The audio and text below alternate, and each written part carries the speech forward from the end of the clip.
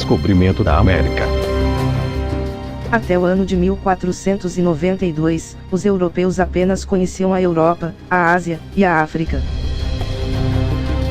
No dia 3 de agosto do ano de 1492, partiu do porto de Palos, na Espanha, uma pequena frota do navegador Cristóvão Colombo, composta por 3 naus, chamados de Santa Maria, Pinta e Nina. Depois de uma longa e arriscada viagem pelo oceano em águas desconhecidas, a tripulação se revolta, exigindo a volta imediata para a pátria. Colombo, confiante, pediu-lhes um prazo de 3 dias. Ao fim desse tempo, sem encontrar terra nenhuma para abastecer os navios, voltariam para casa. Estava próximo o fim do prazo, quando se ouviu um tiro de canhão de Pinta, anunciando terra à vista. Era noite, e toda a frota colheu as velas. Quando amanheceu o dia 12 de outubro de 1492, Cristóvão Colombo achava-se nas proximidades de uma terra desconhecida, a que deu o nome de Ilha de São Salvador.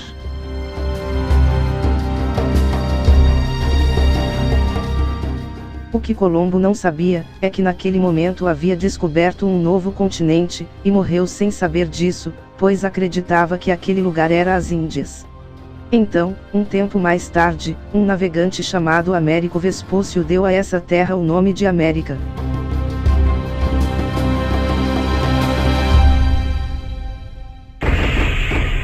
Descobrimento do Brasil. O Brasil foi descoberto no dia 22 de abril de 1500, por Pedro Álvares Cabral.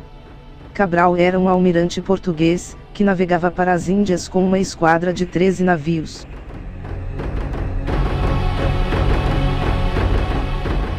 Cabral saiu com sua frota pelo rio Tejo, Lisboa, em 9 de março de 1500. Após alguns dias de viagem, a esquadra se afastou tanto da costa da África, que já se considerava perdida no meio do mar. Grande foi a surpresa ao encontrar os primeiros sinais de terra. Sobre as ondas do mar, boiavam folhas e pedaços de madeira. Pelo meio das plantas aquáticas, haviam troncos de árvores, e as andorinhas voavam ao redor das caravelas. Lá longe no horizonte, avistaram um ponto escuro. A princípio acharam que era uma nuvem, mas ao se aproximar, viram que era um monte arredondado, e deram o nome de Monte Pascoal por ter sido visto na quarta-feira depois da festa de Páscoa. Cabral ancorou sua frota em uma enseada, a que deu o nome de Porto Seguro. Ao desembarcarem em terra, ergueram na praia uma alta cruz de madeira, onde penduraram algumas armas portuguesas. Em um altar feito embaixo da cruz, Frei Henrique de Coimbra rezou uma missa assistida pela tripulação e pelos índios.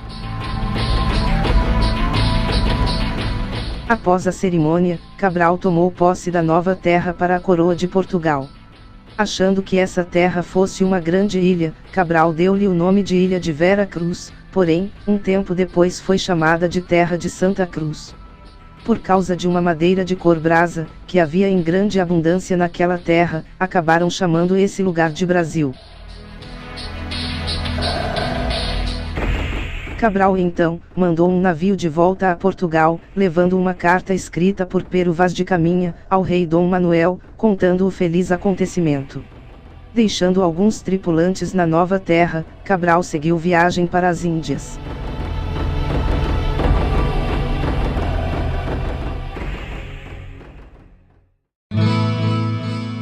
Primeira colônia. Assim que o rei Dom Manuel recebeu a notícia do descobrimento do Brasil, mandou alguns capitães explorar a nova terra. Após os capitães retornarem sem trazer ouro e nem prata, Dom Manuel não se interessou mais pelo Brasil. Só depois de sua morte, é que a corte portuguesa se lembrou outra vez de nossa terra. O novo rei português Dom João III pretendeu colonizar o Brasil, e mandou para cá uma expedição de aproximadamente 5 navios, sob o comando de Martim Afonso de Souza para fundar a primeira colônia. Com eles, vieram muitos colonos. Cerca de 400 homens trouxeram sementes de cana-de-açúcar, instrumentos agrícolas e animais domésticos. As principais funções de Martim Afonso eram proteger o litoral contra invasões estrangeiras, aplicar justiça, estabelecer núcleos de povoamento, nomear funcionários, buscar novas riquezas como por exemplo, pedras e metais preciosos, e administrar o território. Partindo de Lisboa em 3 de dezembro de 1530, Martim Afonso de Souza com sua esquadra, chega ao Cabo de Santo Agostinho, em Pernambuco, no dia 31 de janeiro de 1531. Eles percorreram todo o litoral, fazendo explorações em vários pontos. Em seu percurso, combateu, aprisionou e capturou vários navios franceses carregados de pau-brasil. Após ficarem um tempo no Rio de Janeiro e seguirem viagem, chegaram em Cananéia. Lá encontraram um grupo de europeus que há muito tempo moravam ali. Aparentemente esse grupo conhecia uma trilha, chamada de Caminho do Peabiru, que chegava a uma mina de ouro e prata.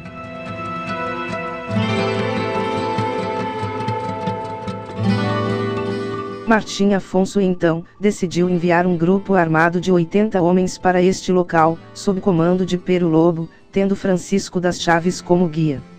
Partiram de Cananéia no dia 1º de setembro de 1531. Seguindo pelo caminho do Peabiru, a expedição desapareceu. Foram mortos pelos índios guaranis, nas proximidades de Foz do Iguaçu, e a travessia do rio Paraná. O restante da tripulação que ficou em Cananéia, partiu em 24 de setembro rumo ao sul do Brasil para explorar o restante do litoral. No começo de novembro, o navio de Martim Afonso naufragou no Rio da Prata, porém sobreviveu. Decidiram então, voltar em sentido ao norte onde passaram novamente por Cananéia. Logo em seguida chegaram à ilha de São Vicente em 22 de janeiro de 1532. Ali, resolveu estabelecer-se e fundar uma povoação. Construiu então, uma igreja, uma casa de governo, cadeia, um estaleiro, oficinas, engenho, e muitas casas para os colonos. Martim Afonso também teve a ajuda de João Ramalho e Antônio Rodrigues, moradores da região que haviam feito amizade com os caciques Tibiriçá e Caiubi.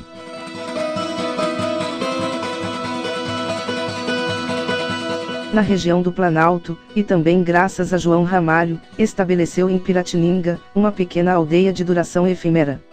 Os jesuítas fundaram ali uma igreja e um colégio chamado de São Paulo. Em São Vicente, iniciou-se a cultura da cana-de-açúcar, onde surgiu a instalação de engenhos. Toda essa ocupação deu origem à primeira colônia chamada de Vila de São Vicente.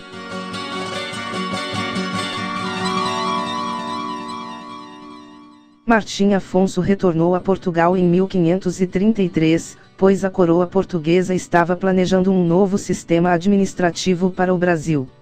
O objetivo era acelerar o processo de ocupação do território brasileiro, e para isso um novo sistema foi criado, chamado de capitanias hereditárias.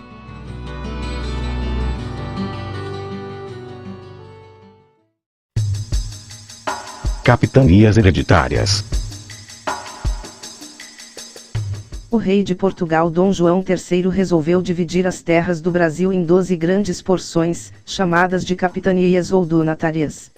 As capitanias foram entregues aos capitães portugueses, que deviam povoar a sua costa.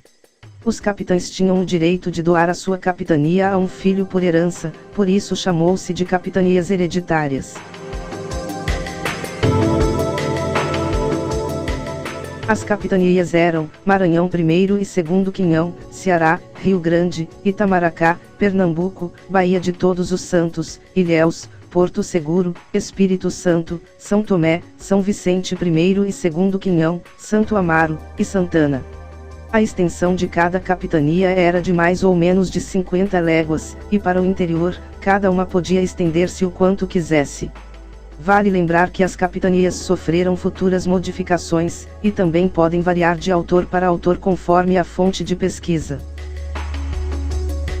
As principais missões dos donatários era colonizar, proteger e administrar o território.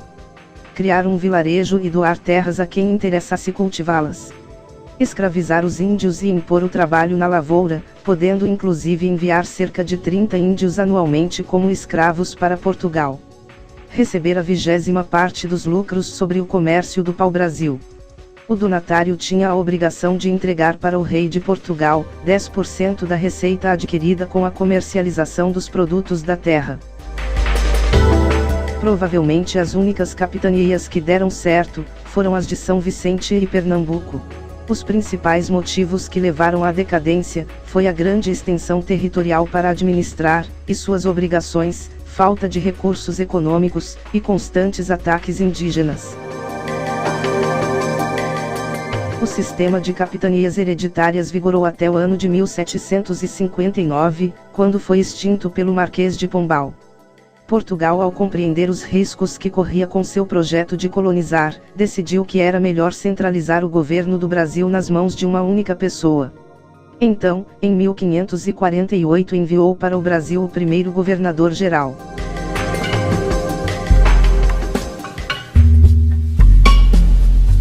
Governo-geral. O rei de Portugal resolveu mandar um governador-geral para o Brasil, porque as capitanias estavam empobrecendo. Os índios matavam e maltratavam os colonos, queimando suas casas e plantações. Os piratas assaltavam as povoações beira-mar, roubando e saqueando, e os capitães das capitanias não tinham recursos suficientes para socorrer todas as ocorrências. Por esses motivos, o rei de Portugal resolveu mandar um só governador para todo o Brasil, com muitos soldados para defender os colonos desprotegidos. Para exercer o cargo de primeiro governador-geral, foi nomeado um homem muito sério e enérgico que havia se destacado na Ásia. Seu nome era Tomé de Souza.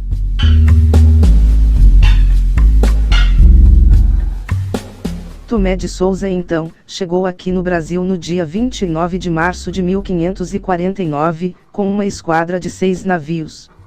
Trouxe consigo vários soldados, colonos, padres jesuítas coordenado por Manuel da Nóbrega, recursos para construir a primeira cidade, e alguns animais.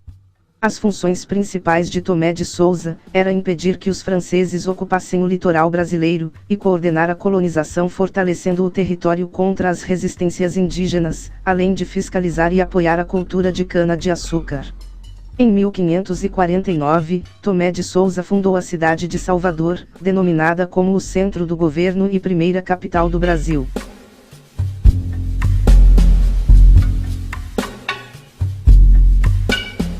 Para auxiliar todas as tarefas e obrigações, Tomé de Souza criou os seguintes cargos. Ouvidor-mor, responsável pela justiça, ou seja, aplicava leis e resolvia conflitos existentes entre a população colonial. Provedor-mor, responsável pela carga tributária, ou seja, garantia a arrecadação dos impostos em terras brasileiras, e cuidava dos gastos que o governo geral tinha na administração do território. Capitão-mor, responsável pela defesa, ou seja, tinha a responsabilidade de organizar as tropas responsáveis pela defesa do litoral brasileiro, contra as possíveis invasões estrangeiras e os ataques das comunidades indígenas presentes no Brasil. Tomé de Souza cuidou de manter uma relação pacífica com os índios, pois precisava erguer a cidade de Salvador próximo aos territórios indígenas. Os jesuítas, chefiados por Manuel da Nóbrega, começaram a evangelização dos índios brasileiros, criando também o primeiro colégio do Brasil. Os jesuítas tentavam também impor aos portugueses as normas da moral cristã no relacionamento com os indígenas. O segundo governador-geral do Brasil foi Duarte da Costa. Com ele veio o padre José de Anchieta, que foi encarregado de fundar o Colégio de Piratininga. Também veio seu filho Álvaro da Costa, um moço valente e de maus costumes, que foi censurado pelo bispo Dom Pero Fernandes Sardinha. O governador então se tornou a defesa do filho, o que provocou muitos atritos na Bahia, onde algumas pessoas apoiavam o bispo, enquanto outras estavam a favor do governador. Então, começava aí as primeiras distorções do governo de Duarte da Costa. Com vontade de explicar ao rei o que acontecia no Brasil, o bispo embarcou para a Europa, mas o navio em que viajava naufragou na costa de Alagoas, e Dom Pero Fernandes Sardinha foi morto e devorado pelos caetés.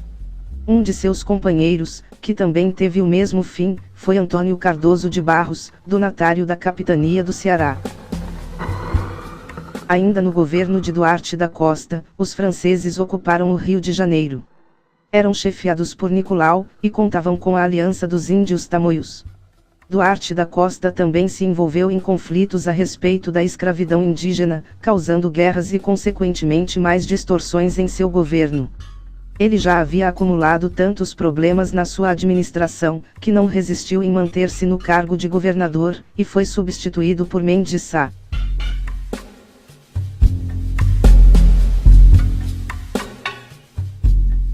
Então, o terceiro governador-geral do Brasil foi Mendes Sá, que sucedeu Duarte da Costa em 1558, e governou por aproximadamente 15 anos. Quando chegou à Bahia, a capital estava em desordem provocada pelas brigas entre as pessoas que tinham apoiado o bispo, e as que foram partidários de Duarte da Costa. Mendes Sá agiu com energia, restabeleceu a ordem, combateu o jogo, e resolveu diversos conflitos. Aconselhado pelo padre Manuel da Nóbrega, Mendes Sá reuniu os índios mansos em aldeias, e fez guerra aos que não queriam aceitar a amizade dos portugueses. Em uma dessas lutas, Mendes Sá perdeu a vida, e seu filho Fernão de Sá foi morto a flechadas quando lutava contra os selvagens da capitania de São Vicente. O maior serviço prestado por Mendes Sá ao Brasil foi a expulsão dos franceses, que desde o governo de Duarte da Costa, ocupavam o Rio de Janeiro. Franceses no Rio de Janeiro. Durante o governo de Duarte da Costa, um francês chamado Nicolau Ville-Gaillon chegou com muitas pessoas no Rio de Janeiro. Estabeleceu-se na ilha de Serigipe, a que deram o nome de Ilha de Ville-Gaillon, onde construíram o Forte Coligny. Os franceses deram a essa parte do Brasil o nome de França Antártica, e tiveram uma relação amistosa com os índios tamoios, com os quais fizeram aliança e comércio lucrativo. Duarte da Costa não pôde fazer nada porque estava em guerra com os índios na Bahia. Assim que chegou Mendes Sá, o seu primeiro cuidado foi expulsar os franceses. Após serem expulsos, os franceses fugiram para as matas com os índios, e quando Mendes Sá voltou para a Bahia, os franceses voltaram novamente para a ilha de Ville-Gaillon. O rei de Portugal mandou então, o sobrinho do governador chamado de Estácio de Sá, que estabeleceu-se na barra da Baía de Guanabara perto do Pão de Açúcar. Ao ser atacado pelos franceses, Estácio pediu socorro ao tio, e em vez de mandar socorro, o próprio Mendes Sá veio pessoalmente com os seus soldados. Mendes Sá também contou com o apoio dos jesuítas José de Anchieta e Manuel da Nóbrega, que convenceram os índios a desfazerem a aliança que tinham com os franceses. Juntaram-se então, os dois exércitos e começaram a luta. No dia 20 de janeiro de 1567, cercaram a ilha, e depois de uma sangrenta batalha os franceses foram obrigados a capitular e sair do Brasil. Provavelmente, nesse mesmo dia Mendes Sá mudou a cidade da Barra para acima do Morro do Castelo. Devido ao santo do dia, esta cidade recebeu o nome de São Sebastião do Rio de Janeiro.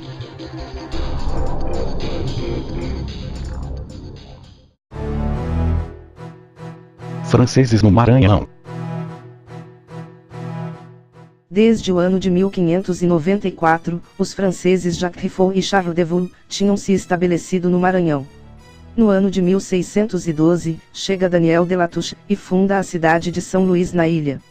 Nesse mesmo ano de 1612, chega ao Brasil Gaspar de Souza, o 10º governador-geral do Brasil, que mandou uma esquadra sob o comando de Jerônimo de Albuquerque, causando muita dor de cabeça aos franceses.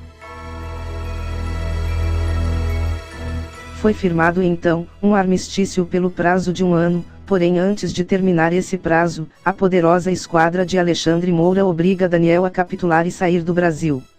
Maranhão esteve 21 anos em poder dos franceses, até o dia 3 de novembro de 1615. Assim, Jerônimo de Albuquerque foi nomeado como governador do Maranhão.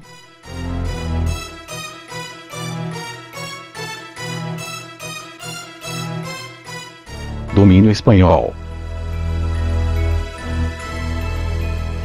Dom Sebastião morreu guerreando contra os mouros na Batalha de Alcácer Quibir, em 1578, na África.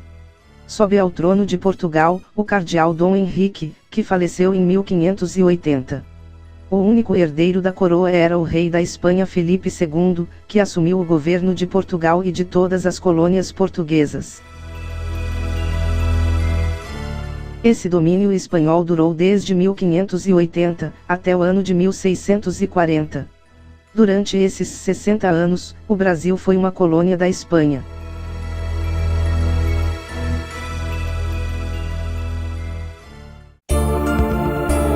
Holandeses na Bahia. Durante o tempo do domínio espanhol, a Holanda estava com atritos e guerras contra a Espanha. Para prejudicar a Espanha, ela ia pelo mundo tomar posse ou guerrear contra as colônias espanholas. Foi assim que no ano de 1624, a Holanda mandou uma esquadra de 36 navios armados em guerra, com 4.000 homens sob o comando de Jacó, para tomar posse da Bahia. Chegaram no dia 9 de maio de 1624, invadindo e tomando posse da Bahia de surpresa. O governador, que era Diogo de Mendonça Furtado, foi preso e deportado para a Holanda. Os holandeses, que agora eram os senhores da cidade, teve como governador um homem chamado de Johan. Os baianos fugiram para o interior, e eram chefiados pelo bispo Dom Marcos Teixeira. O bispo mandou a notícia do acontecimento ao rei da Espanha, e pediu auxílio ao governador da capitania de Pernambuco, chamado de Matias de Albuquerque, que lhe atendeu prontamente. Os baianos e os pernambucanos guerreavam contra os holandeses por meio de emboscadas. Johan morreu em uma dessas lutas, e algum tempo mais tarde o seu sucessor também foi morto. A luta progrediu, e os patriotas cercaram a cidade da Bahia pelo lado de terra. Dessa forma, chegaram da Europa duas esquadras que cercaram a cidade pelo lado do mar. Era uma esquadra portuguesa comandada por Dom Manuel de Menezes, e uma espanhola comandada por Dom Fradique de Toledo. Os holandeses tentaram reagir, mas resistiram até o dia 30 de abril de 1625, onde assinaram a capitulação e saíram logo em seguida, em sentido aos Países Baixos.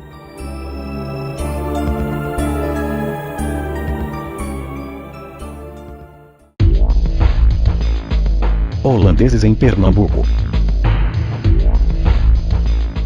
A Holanda quis se vingar da Espanha devido ao fracasso da primeira invasão na Bahia. Para isso, a Holanda montou uma segunda esquadra para apoderar-se definitivamente das terras do Brasil. Então, no dia 14 de fevereiro de 1630, chegou em Pernambuco uma esquadra holandesa composta por 70 navios veleiros com 6.000 homens, e 1.200 bocas de fogo, comandados por Hendrik Lonck. O comandante das tropas Van Uydeburgh desembarcou com 3.000 soldados na praia de Pau Amarelo, apoderando-se de Olinda no dia 16 de fevereiro. Enquanto isso, Hendrik Lonck bombardeava o Recife. O governador de Pernambuco era Matias de Albuquerque, que defendeu a cidade o quanto pôde.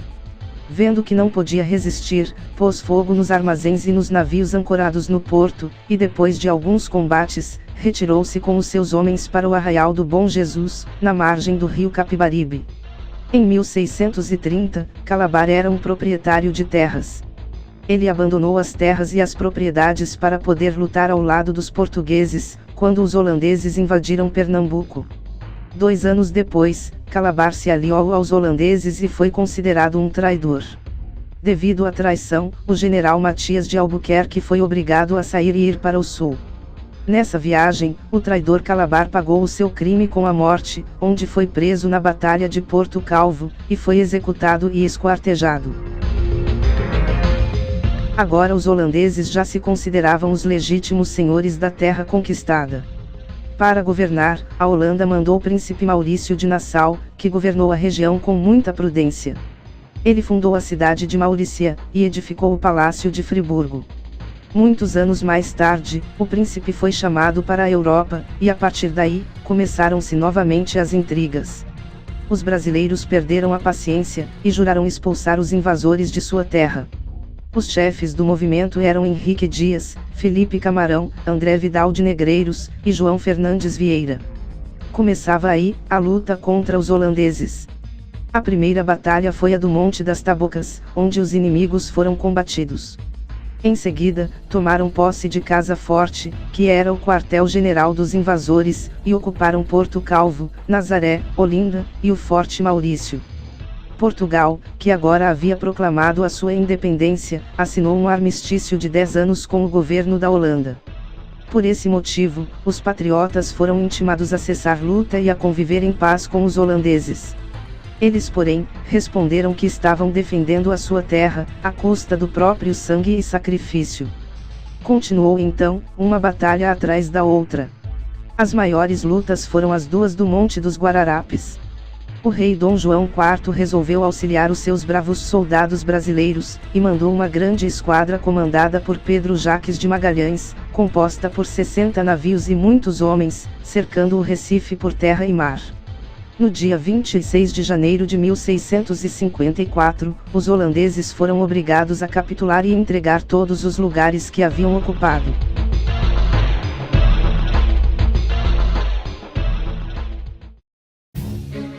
Revolta de Beckman. A lei de 1652 aboliu a escravidão dos índios brasileiros, mas isso não foi suficiente, já que o ódio e as perseguições continuaram. Os padres defendiam os índios, motivo pelo qual o padre Antônio Vieira foi preso e banido. Em 1662, fundou-se a Companhia do Comércio do Maranhão, onde a cada ano, eram trazidos uma certa quantidade de escravos africanos para o serviço. No ano seguinte, essa obrigação não foi cumprida, o que fez Manuel Beckman romper uma revolução junto com seus amigos e os colonos. Em fevereiro de 1664, Manuel foi à cidade de São Luís, onde encontrou um grupo de pessoas participando de uma atividade religiosa. Manuel fez um forte discurso, incentivando e influenciando um espírito de rebelião, que logo fez o povo aderir ao movimento. Aconteceu então, uma desordem na cidade, havendo muitas brigas. Uma junta formada pelas três classes, clero, nobreza e povo, extinguiu a Companhia de Comércio, expulsando os jesuítas, e retirando as autoridades. Em 1685, chega ao Maranhão, vindo de Portugal, a expedição de Gomes Freire de Andrade, que assumiu o governo. Gomes ocupou os fortes, prendeu os chefes da revolta, desfez a junta composta pelas três classes, reestabeleceu os jesuítas, e deixou tudo normalizado. Os culpados foram castigados e exilados, e Manuel foi condenado à morte. Depois de morto, confiscaram os seus bens, indo a leilão. Foram arrematados por Gomes Freire, que os entregou à viúva de Manuel.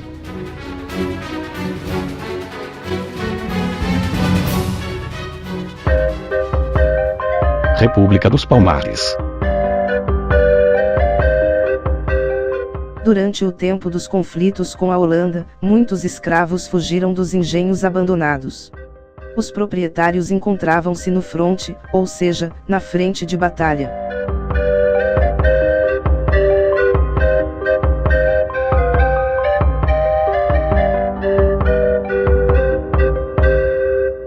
Os escravos fugiram para o sertão e se reuniram na Serra da Barriga em Alagoas, e lá eles viviam da maneira deles, como na África. Formaram então, um quilombo no Bosque dos Palmares, de onde veio o nome República dos Palmares. Um dos chefes escolhidos entre eles, se chamava Zumbi, e um de seus objetivos era assaltar as aldeias vizinhas em busca de libertar outros escravos. Foram muitas lutas travadas entre os negros dos Palmares e os colonos. A população da República dos Palmares aumentou tanto, que já se calculava cerca de 30.000 habitantes, tornando-se cada vez mais perigoso para os colonos, tendo que tomar providências urgentes. Fernão Carrilho lutou contra os escravos durante 3 anos sem poder fazer nada, e provavelmente foi o paulista Domingos Jorge Velho, depois de 10 anos de luta, conseguiu derrotar os quilombolas. Isso aconteceu somente após o suicídio do chefe Zumbi e seus aliados, uma vez que os mesmos se jogaram de um precipício.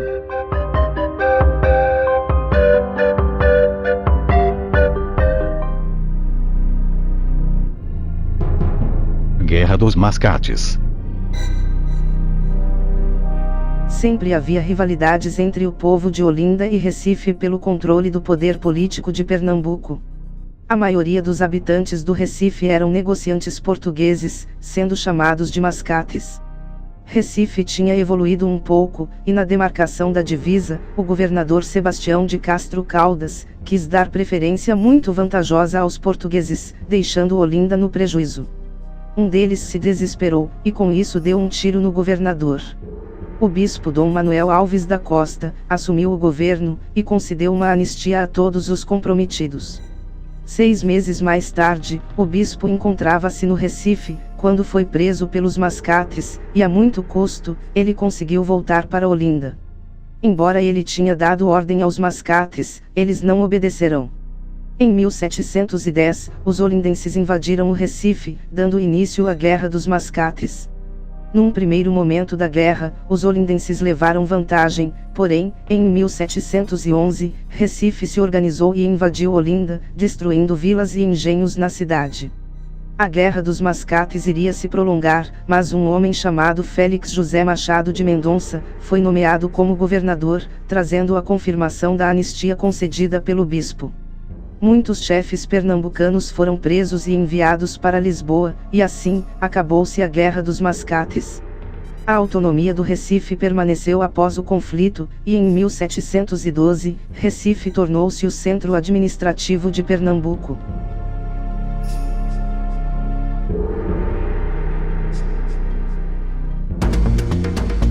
Bandeirantes. O interior do Brasil foi descoberto pelos brasileiros da beira-mar. Quando a população aumentou no litoral, os filhos dos portugueses herdaram dos pais o mesmo espírito empreendedor, fazendo excursões pelas matas em busca do desconhecido.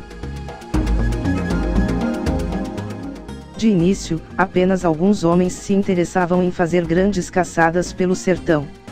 Quando os grupos de caçadores voltavam, encontravam melhores maneiras de lidar com as matas, fazendo pequenas trilhas onde os caminhos foram se expandindo, e tornando-se cada vez mais frequentados. Alguns homens ricos, por exemplo, organizavam bandos de aventureiros para caçar índios.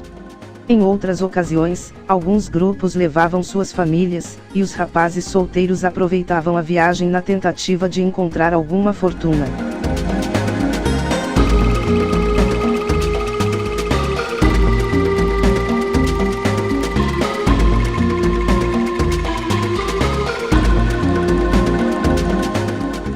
Durante a viagem, na frente do grupo levavam uma bandeira, e atrás seguia o bando de aventureiros com bois e cavalos carregados de mantimentos, armas e ferramentas.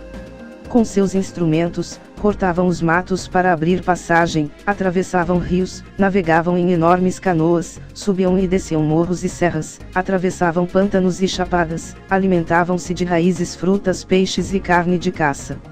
Nos lugares mais bonitos, paravam para fazer pequenas plantações, onde algumas famílias acabavam morando ali, e outros seguiam viagens sem rumo após a colheita.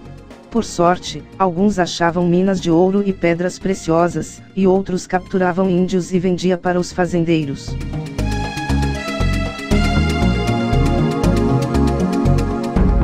Muitas vezes, eles eram atacados por tribos de índios, com os quais tinham que guerrear. Lutavam também contra os espanhóis, geralmente na região do Rio Paraná. Esses grupos de pessoas ou homens corajosos, que exploravam as matas em busca de descobertas, se chamavam bandeirantes. Um bandeirante chamado Bartolomeu Bueno, recebeu dos índios de Goiás, o nome de Anhanguera, que significa feiticeiro. Ele recebeu esse nome porque pôs fogo em uma vasilha com álcool. Os índios, assustados e surpreendidos, mostraram-lhe a mina de ouro de Sabará, que antes tinham se recusado a mostrar. Então, Bartolomeu disse mais ou menos assim: se não me mostrarem a mina onde tiram esse ouro com qual se enfeitam, ponho fogo nas águas dos vossos rios. Um grande bandeirante foi Fernão Dias Pais Leme, que explorou várias entradas nos sertões à procura de índios, pedras, ouro e esmeraldas. As povoações estabelecidas pelos bandeirantes são hoje algumas cidades ricas do interior. Os bandeirantes ajudaram a fazer o Brasil maior, onde atravessaram o território de Minas Gerais, Goiás, Mato Grosso, Amazonas, e até mesmo alguns chegavam na região da Cordilheira dos Andes. A época dos bandeirantes foi durante 1700, até os princípios de 1800.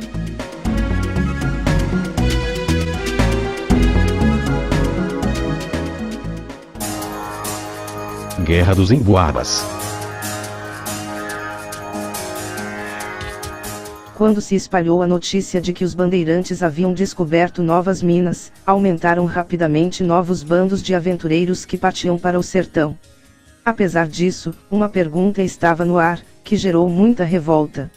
A pergunta era sobre quem era o verdadeiro dono dessas minas ou fontes de pedras e metais preciosos. Os portugueses diziam que eram deles porque a terra pertencia ao rei de Portugal.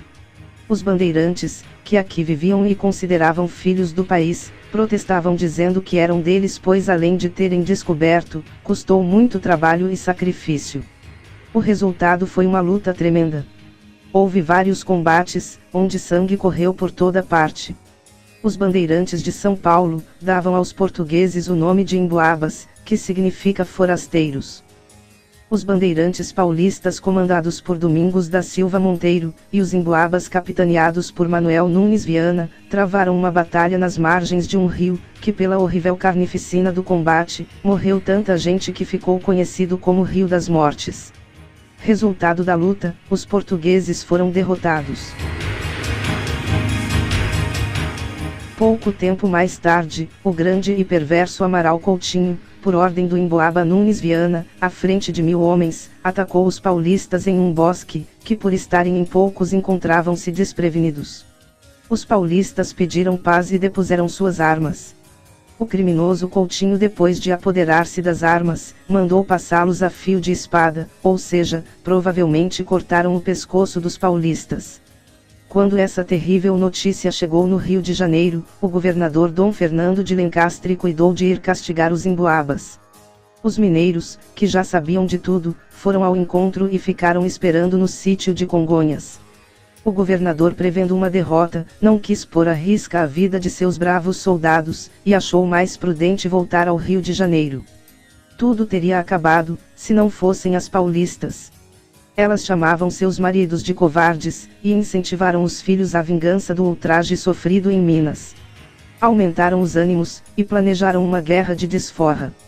Amador Bueno da Veiga, juntou mais de 1000 paulistas que foram espalhando terror por onde passavam. O confronto terminou por volta de 1709, graças à intervenção do rei Misael e Antônio de Albuquerque Coelho de Carvalho, que derrotou os paulistas e manteve a estrutura administrativa emboaba. Sem os privilégios e sem forças para guerrear, os paulistas retiraram-se da região.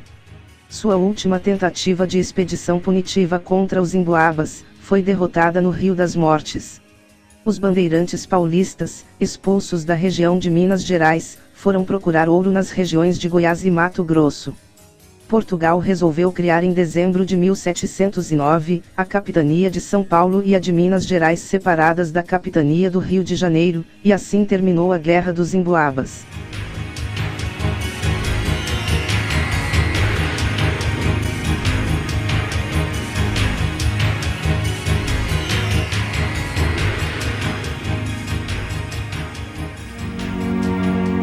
Inconfidência Mineira.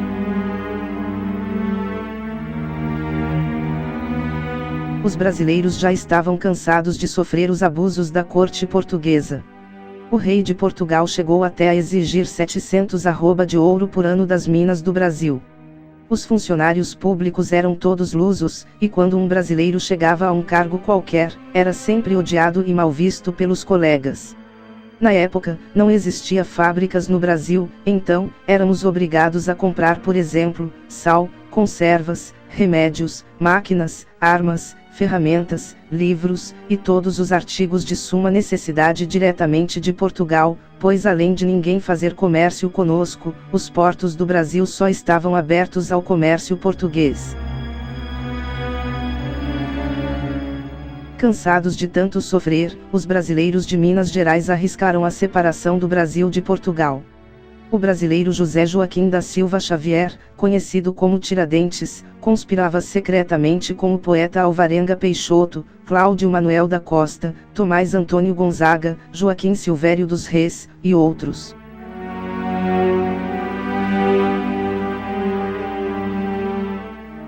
Marcaram o dia do levante, e carregavam consigo sua bandeira revolucionária. Tiradentes foi ao Rio comprar armas, e procurar obter a adesão dessa capitania. O destino não foi propício, e Joaquim Silvério dos Reis traiu a conspiração, e denunciou todos ao Visconde de Barbacena, que mandou prender o grupo. Tiradentes foi preso no Rio, e foram todos processados, onde alguns foram degredados para a África, e outros para as Índias. Somente o chefe Tiradentes foi quem sofreu a pena capital. Foi enforcado no dia 21 de abril de 1792, numa praça do Rio de Janeiro. Seus membros foram esquartejados e expostos em praça pública, e sua cabeça foi hasteada na ponta de uma lança.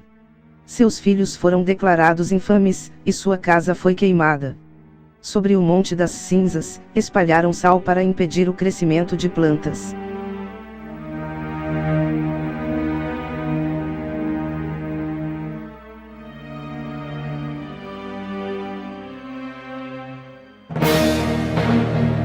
Família real no Brasil.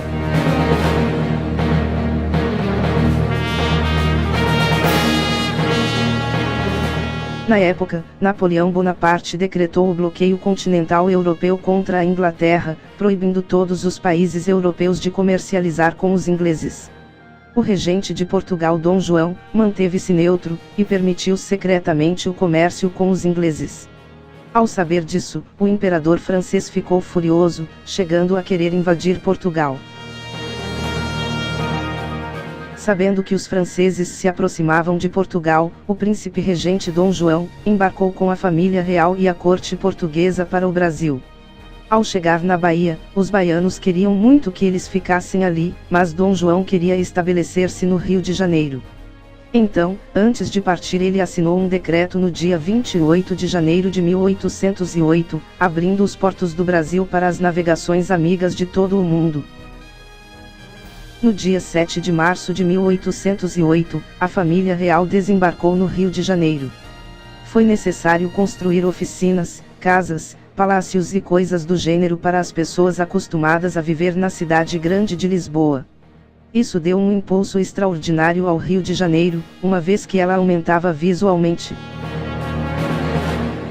Tudo ia crescendo, e as novas fábricas apresentavam no mercado os produtos da indústria brasileira.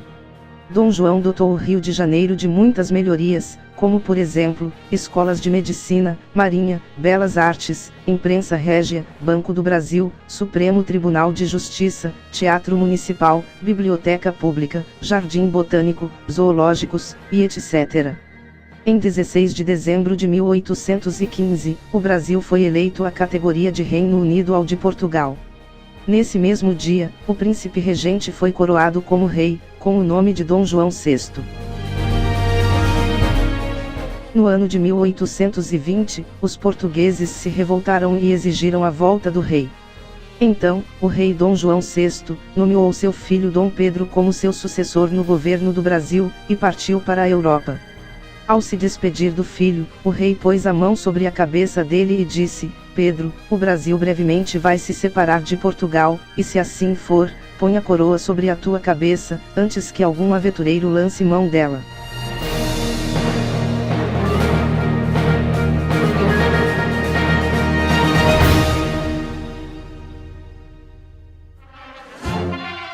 Independência do Brasil. Os portugueses ficaram muito sentidos por Dom João VI não ter trazido consigo seu filho Dom Pedro, e obrigaram o rei a chamá-lo para Lisboa, com o pretexto de aprimorar os seus estudos.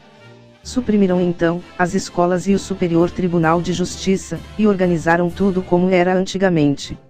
Os brasileiros ficaram bravos, e o país inteiro se agitou. O príncipe Dom Pedro preferiu ficar no Brasil, e desobedeceu às ordens do pai. Foi então que ele chamou José Bonifácio e entregou as rédeas do governo, nomeando como seu primeiro-ministro. Em seguida ele começou a viajar, inspecionando o país e tomando providências porque Portugal poderia mandar forças armadas para o Brasil, e juntar-se com as que estavam aqui. Voltando de Minas e a pedido de José Bonifácio, Dom Pedro foi visitar São Paulo e o Porto de Santos, para assegurar a lealdade dos locais à causa brasileira. Ele foi à capital no dia 25 de agosto, e lá permaneceu até 5 de setembro. No dia 7 de setembro de 1822, Dom Pedro voltava de Santos para São Paulo, quando nas margens do rio Ipiranga, recebeu algumas correspondências enviadas pelo seu ministro. Eram decretos de Dom João VI, intimando seu filho a voltar imediatamente a Portugal. Em uma carta, José de Bonifácio dizia que no local onde ele estivesse, proclamasse a independência do Brasil sem perda de tempo. Em outra carta, a princesa Leopoldina escreveu algo parecido com a de José Bonifácio. Dom Pedro leu e releu as cartas, e já sabendo o que ia fazer, desembainhou a espada e bradou: independência, ou morte. Dom Pedro, virando-se para os companheiros, disse: camaradas, as cortes de Lisboa querem mesmo escravizar o Brasil. Cumpre, portanto, declarar já a nossa independência. Estamos definitivamente separados de Portugal. Dom Pedro rasgou a fita portuguesa que trazia no chapéu e disse: de hoje em diante, as nossas cores nacionais serão verde e amarelo. Foram recebidos com uma grande cavalaria, que ao atravessar as águas do arroio Ipiranga, saudaram o príncipe com as armas em continência, bradando numa só voz: independência ou morte.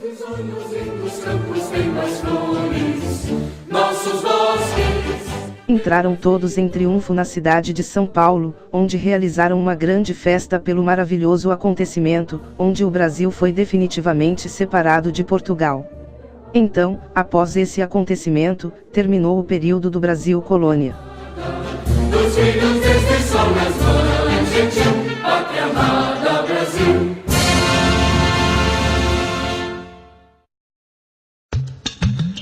Primeiro reinado.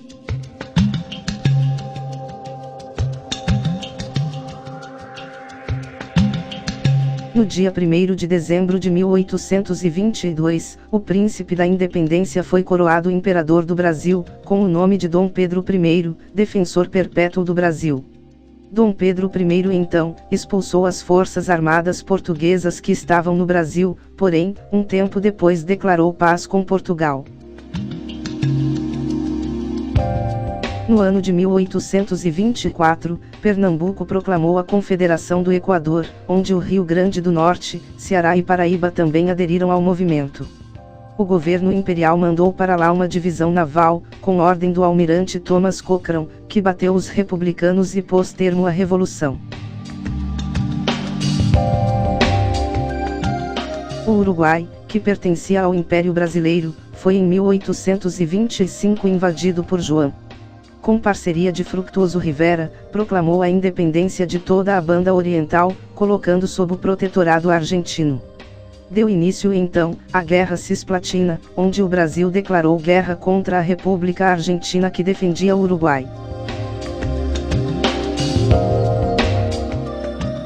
A guerra durou 3 anos, gerando ao Império Brasileiro enormes gastos financeiros, além de perdas humanas e revolta dos brasileiros. O Império Brasileiro encontrou dificuldades em formar uma força militar capaz de vencer os revoltosos. Mesmo com um exército menor, as Províncias Unidas do Rio da Prata tiveram êxito no conflito. Depois de muitos combates, foi assinado no Rio de Janeiro um tratado de paz, que declarou o Uruguai independente do Brasil, com o nome de Banda Oriental do Uruguai. Contudo, a derrota do Brasil na Guerra Cisplatina só gerou prejuízos financeiros e sofrimento para as famílias dos soldados mortos. Além disso, as revoltas e os movimentos sociais de oposição foram desgastando o governo imperial. Em 13 de março de 1831, Dom Pedro I voltava de Minas, quando teve uma péssima recepção do povo ao chegar no Rio de Janeiro, conhecido como a Noite das Garrafadas. O povo brasileiro então, revoltou-se contra Dom Pedro, e o mesmo sentiu o peso da queda de seu reinado. Não querendo ceder seu governo aos revoltosos, Dom Pedro I renunciou à coroa do Brasil ao seu filho Dom Pedro II, no dia 7 de abril de 1831. Feito isso, Dom Pedro I partiu para a Europa no dia 13 de abril do mesmo mês.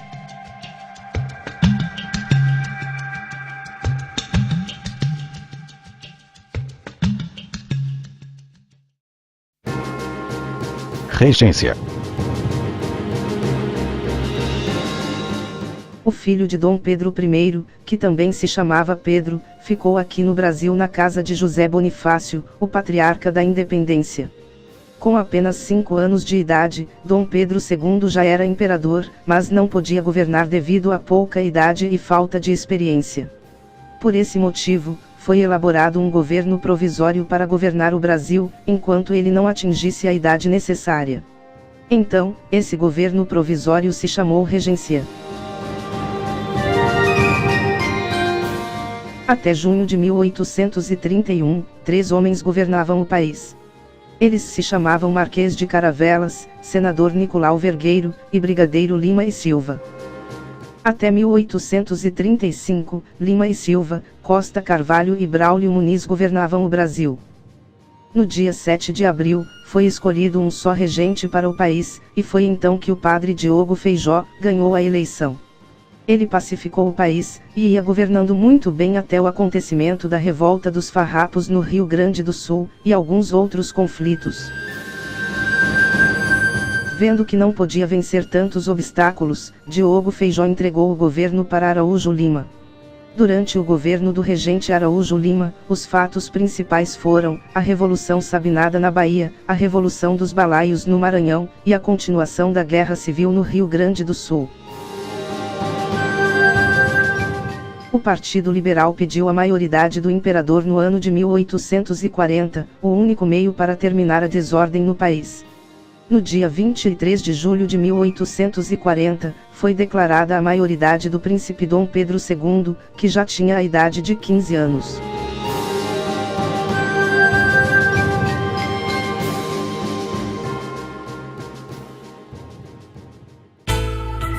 Segundo reinado. Dom Pedro II governou o Brasil desde 1840 até 1889.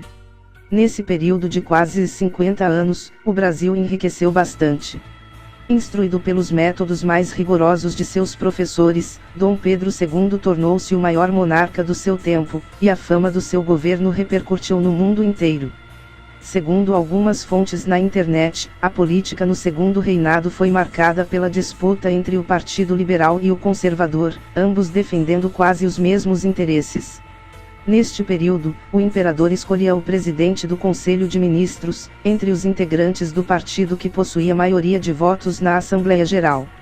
Nas eleições eram comuns as fraudes, compras de votos e até atos violentos para garantir a eleição. Enfim, durante o segundo reinado aconteceram vários fatos.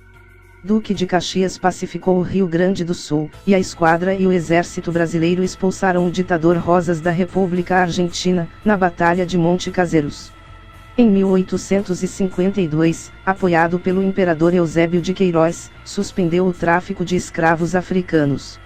Em 1864, tivemos uma guerra com o Uruguai, onde as forças brasileiras entraram em Montevidéu. Em seguida tivemos guerra com o Paraguai desde o ano de 1865 até 1870. O ditador do Paraguai era Francisco Solano Lopes, e ele tinha mais de 50.000 homens e 14 navios de guerra. O presidente da província de Mato Grosso, Carneiro de Campos, foi preso no Paraguai quando passava a bordo do navio a vapor Marques de Olinda, em Assunção. Em seguida Lopes mandou seu exército ocupar o Mato Grosso. O Brasil armou-se às pressas, e se juntou com o Uruguai e a Argentina, formando a Tríplice Aliança. Nessa guerra que durou 5 anos, morreu muita gente, e as principais batalhas foram as de Itaperu, Curupaiti, Humaitá, Riachuelo, Angostura, Avaí, Campo Grande e Cerro Corá. No sertão da Serra de Maracaju, nas margens do Aquidabã, o ditador Lopes foi morto por um soldado brasileiro. Na segunda metade do século XIX, o café tornou-se o principal produto de exportação brasileiro, sendo também muito consumido no mercado interno. A partir do ano de 1871, começaram a entrar em vigor as primeiras leis que envolviam a liberdade dos escravos. Em 1888, todos os escravos foram declarados livres. A crise do Segundo Reinado teve início já no começo da década de 1880 em relação a alguns fatores. Um deles era a interferência de Dom Pedro II em questões religiosas, as críticas e oposição feitas por integrantes do exército brasileiro referente à corrupção existente na corte. A classe média desejava mais liberdade e maior participação nos assuntos políticos do país, e as críticas dos fazendeiros com a abolição da escravatura, que comprometeu a mão de obra. Esses foram os acontecimentos mais notáveis durante o reinado de Dom Pedro II.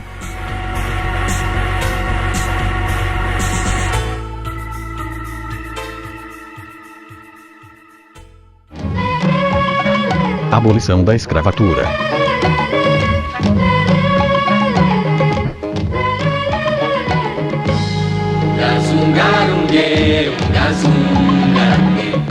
O imperador Dom Pedro II envelheceu prestando serviços ao Brasil, e já não tinha mais condições de governar. Foi por esse motivo que ele embarcou para a Itália para cuidar de sua saúde, deixando a princesa Isabel governando o Império Brasileiro. Neste período, já se pensava em acabar definitivamente com a escravidão no Brasil.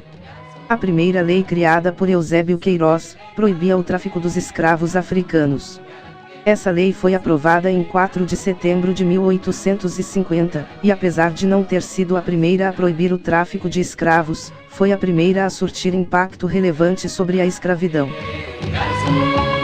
A segunda lei foi criada em 28 de setembro de 1871, conhecida como a Lei do Ventre Livre, ou Lei Rio Branco. Essa lei declarava livres os filhos de mulheres escravas nascidos a partir da data da lei. As crianças, no caso, ficariam sob a custódia dos seus donos ou do Estado até os seus 21 anos, podendo ficar livre após essa idade.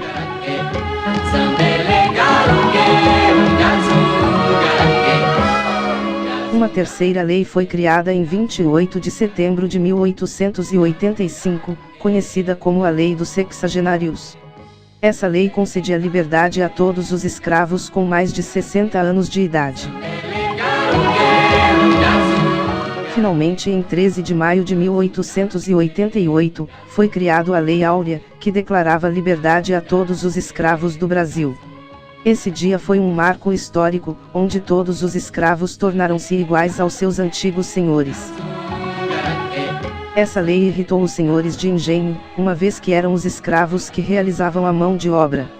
Os senhores tiveram que despachar centenas de escravos que haviam comprado por muito dinheiro. De todos os países do continente americano, o Brasil foi o último a abolir a escravidão.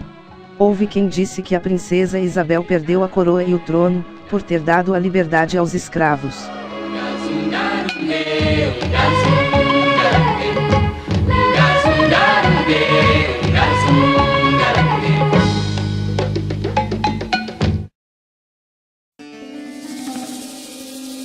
Proclamação da República. Na madrugada do dia 15 de novembro de 1889, Marechal Deodoro reuniu as unidades do Exército Brasileiro no Campo de Santana, no Rio de Janeiro. A monarquia brasileira estava sem raízes, pois Dom Pedro II só tinha 2 filhas. Faltava apenas um filho que pudesse suceder ele depois de sua morte. Todos sabiam muito bem que Dom Pedro II poderia morrer de um dia para outro, e se ele falecesse aqui no Brasil, ficaria a sua filha Princesa Isabel como imperatriz. O povo brasileiro, no entanto, não queria isso nem brincando. O sábio Benjamin Constant, junto com alguns amigos, reuniu o exército e a marinha para provar que a república era a melhor forma de governo do mundo. Tudo estava preparado para o golpe final, e exatamente nesse dia 15 de novembro, Marechal Deodoro não quis perder mais tempo. Montou a cavalo à frente de muitos batalhões do exército, e gritou: "Viva a República!". Os soldados do exército deram tiros de fuzil, que foram respondidos pelos navios de guerra ancorados no porto. O major Frederico Solon foi encarregado de levar ao monarca a mensagem pedindo para ele se retirar do país dentro de 24 horas, com toda a família imperial. Ofereceram a ele uma pensão de 800 contos anuais, e um presente de 5.000 contos para as despesas da viagem e instalação na Europa, mas Dom Pedro II não aceitou. Fazendo votos pela nova república, e desejando felicidades a todos os brasileiros, Dom Pedro II retirou-se do Brasil.